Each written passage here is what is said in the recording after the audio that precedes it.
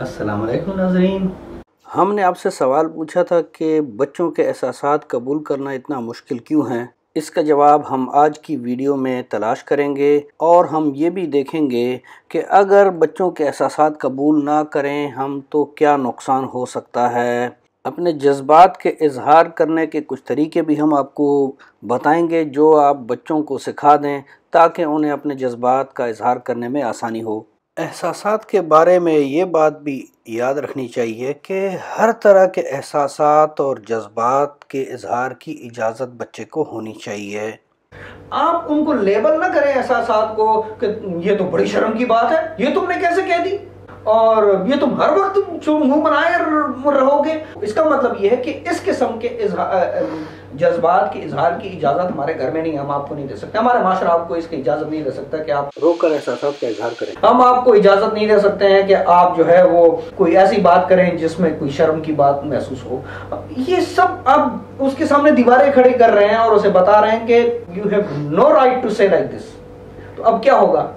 या जो अरे मर्दों को भी दर्द होता है, तुम तो मर्द हो, मर्द बनो।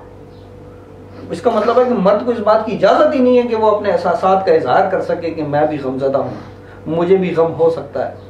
आपने ये कहाँ से सीख लिया, कहाँ से समझ लिया है कि नहीं एहसास होना चाहिए और मर्दों को पत्थर होना चाहिए। तो जब वो पत्थर दिल बन जाते हैं और अपनी बीवियों के साथ आगे चलकर अपनी बहनों के साथ जो है वो पत्थर दिली का मुजाहरा करते हैं, तब हम दुनिया पूरी खड़ी हो जाती है कि वो औरतों की हुकूक कहाँ चले गए। और ये इन्हीं औरतों ने, इन्हीं मर्दों ने इनको ये सिखाया है कि तुम्हें पत्थर दिली का मुजाहरा करना है। इसी तरह ये याद रखें कि मनफी एहसासात को जब आप कबूल कर लेते हैं तो आपका बच्चा हो या आपका तालिब इल्म हो, वो आइंदा मजीद कोशिश करने पर तैयार हो जाता है। वरना अगर आपने उसके एहसासात कबूल नहीं किए, लिहाजा अब वो एहसासात के उस चक्कर में फंस गया और आइंदा मजीद बेहतरी की तरफ जो कोशिश उससे करनी है वो अब वो नहीं करेगा। ये भी एहसासात के से मुतालिक बात है कि मुतजाद एहसासात भी कभी कभी महसूस होते हैं इंसानों को, हम खुद भी महसूस करते हैं। उसमें बच्चे की आप मदद करें। एक ही वक्त में दो बातें महसूस उसे हो रही हैं, ठीक है, तो खाने का दिल कर भी रहा है और कभी नहीं भी कर रहा है, तो हम चिड़चिड़े हो जाते हैं कि एक बात करो ना, खाना है कि नहीं खाना तुमने।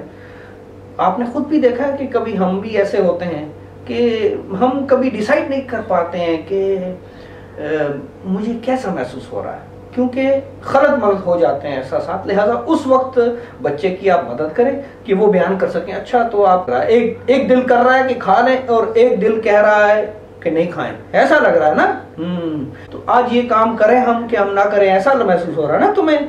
तो उसको भी पता चलेगा कि हाँ, मैं एहसासात के बीच में जो है वो गड़मड़ हो रहा हूँ, तो उसकी आप मदद करें इस तरह से। इसी तरह से आप एहसासात की नफी ना करें, डू नॉट नेगेट इट। आप इनकार क्यों करते हैं इसका?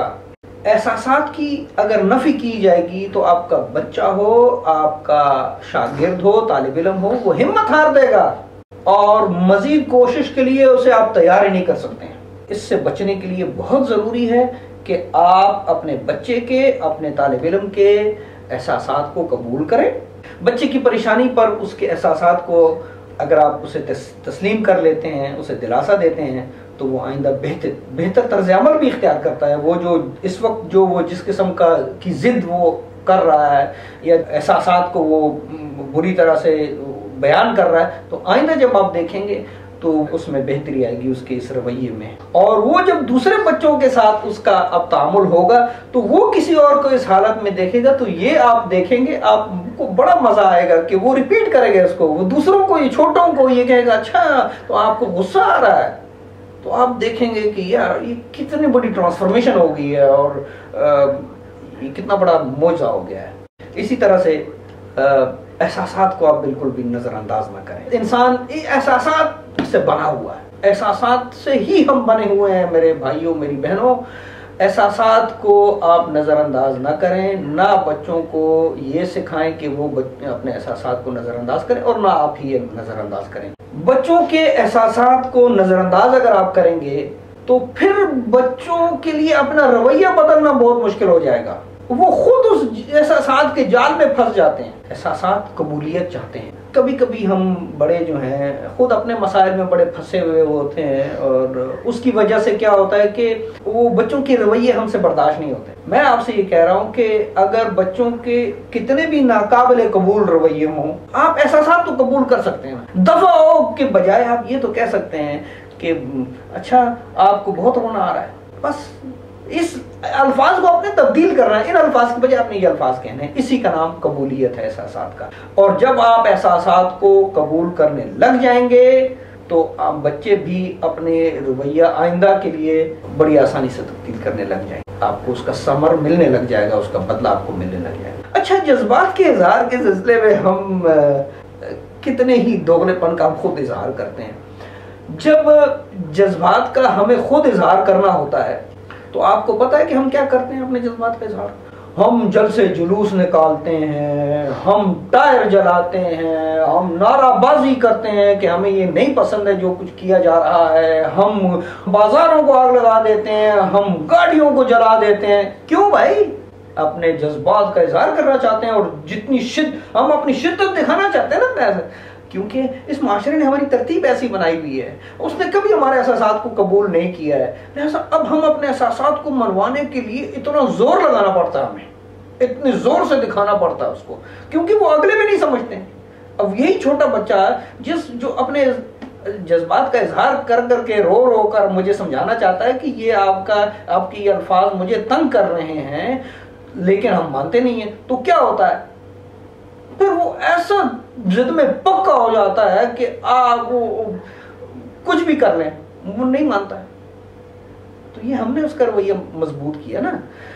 اچھا، اپنے بارے میں تو ہم یہ حق سمجھتے ہیں کہ میں گاڑیوں کو آگ لگا دوں، ہم املاک لوگوں کے جلا دیں، ہم حق سمجھتے ہیں کہ یہ ٹھیک ہے، لیکن بچے چھوٹی سی شرارت کرتا ہے تو ہم اسے اجازت نہیں دیتے ہیں کہ وہ صوفے سے چھلانگ مار لے یا کچھ چیزیں الٹ پلٹ کر دے اپنے جذبات کے اظہار کے لیے، یا وہ رو لے تھوڑا سا، ہم اس کو اجازت نہیں دیتے۔ نو، ہمیں سوچنا چاہیے کہ ہم اپنے بارے میں تو یہ حق سمجھتے ہیں لیکن بچے کو اس کا حق کوئی نہیں دیتے ہیں، تو یہ ہمارا دوغلا پن ہے۔ ہم چاہیے کہ بچوں کو اپنے جذبات کا، احساسات کا اظہار کرنے کی آزادی ہم دے دیں، تو یہ ہمارے حق میں بھی بہتر ہے اور بچے کے حق میں بھی بہتر ہے۔ اب آئیے ہم یہ بات کرتے ہیں کہ بچے کے احساسات تسلیم کرنا اتنا مشکل آخر کیوں ہے؟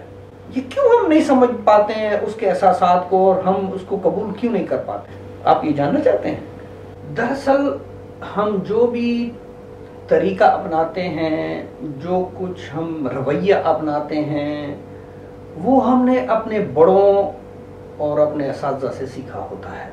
اگر ہمارے یہ بزرگ اپنے لفظوں پر ذرا بھی غور کرتے اور محتاط رہتے تو آج ہم بھی وہ الفاظ استعمال نہ کرتے، ہماری ڈکشنری میں یہ الفاظ آئے ہی نہ ہوتے۔ لیکن کیا کیا جائے، یہ مقافات عمل ہے، اور اس میں ہمارے بزرگوں کی بھی غلطی کوئی نہیں ہے، انہوں نے بھی اپنے ہی بڑوں کو اس طرح دیکھا ہے، اور یہ کہانی اس طرح چلی جا رہی ہے۔ لیکن اس کو اب کہیں ختم ہونا چاہیے، اس سرکل کو اب کہیں ختم ہونا چاہیے۔ ہم جب چھوٹے تھے تو کسی نے ہمارے احساسات کو تسلیم نہیں کیا، لہذا آج ہم بھی کسی کے احساسات کو، اور خاص کر چھوٹے بچوں کے احساسات کو، بالکل بھی تسلیم نہیں کرتے ہیں۔ ہم اپنے ماضی کی پیداوار ہیں۔ اگر احساسات ہم قبول نہیں کریں گے تو پھر کیا ہوگا؟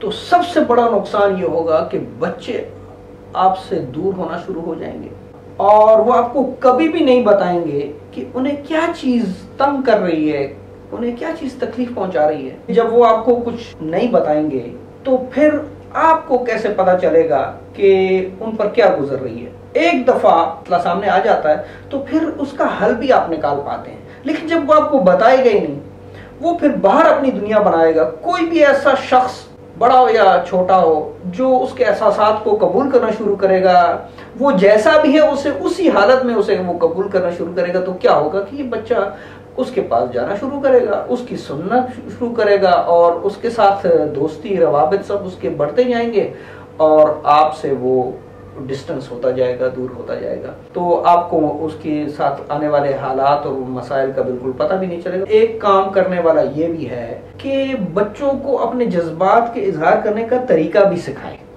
وہ نہیں جانتے ہیں، وہ آپ کیسے سکھا سکتے ہیں؟ مثلا جذبات کا اظہار کا طریقہ، میجک ورڈز بولتے ہیں کہ شکریہ بولتے ہیں، یہ بھی ایک احساس ہے جس کا ہم بیان کرتے ہیں۔ پھر ہم پلیز بولتے ہیں، مہربانی بولتے ہیں، جب آپ ریکویسٹ کرتے ہیں تو یہ الفاظ ہم استعمال کرتے ہیں۔ جذبات کے اظہار کے سلسلے میں انہیں وہ لکھنے کا طریقہ سکھاتے ہیں کہ ہم لکھ کر بھی اظہار کر سکتے ہیں۔ شکریہ ضروری نہیں ہے کہ آپ منہ سے بولیں، آپ لکھ کر شکریہ دیں، کارڈ لکھ کر بھیجیں۔ خوشی کے، غمی کے احساسات بھی آپ لکھ کر دوسروں کو بتا سکتے ہیں کہ آپ کی بات ہی مجھے اچھی نہیں لگی۔ اس طرح سے وہ سیکھ جائیں گے کہ اپنے جذبات کو اگر ہم براہ راست کسی کے ساتھ اظہار اس کا نہیں کر سکتے تو ہم اس کو انڈائریکٹلی بھی اظہار کر سکتے ہیں، جو ان کو ان دا اینڈ جو ہے وہ آخرکار جذبات کا اظہار ہو جاتا ہے اس کا۔ اسی طرح سے آپ انہیں بڑا اچھا طریقہ ہے کہ ڈرائنگ کر کے ذریعے سے اپنے جذبات کے اظہار آپ بیان کر سکتے ہیں۔ اچھا آپ کو بڑا غصہ آ رہا ہے ماما کے اوپر، اچھا بتاؤ ذرا کہ وہ کتنا غصہ آ رہا ہے، ذرا اپنے طرح ڈرائنگ کر کے بتاؤ تمہیں غصہ کتنا آ رہا ہے۔ اب کورونا آ رہا ہے، اچھا آپ مجھے ڈرا کر کے بتا سکتے ہیں بیٹے کہ یہ خوش ہو، اچھا کتنی خوش ہو مجھے ذرا بیان کرو۔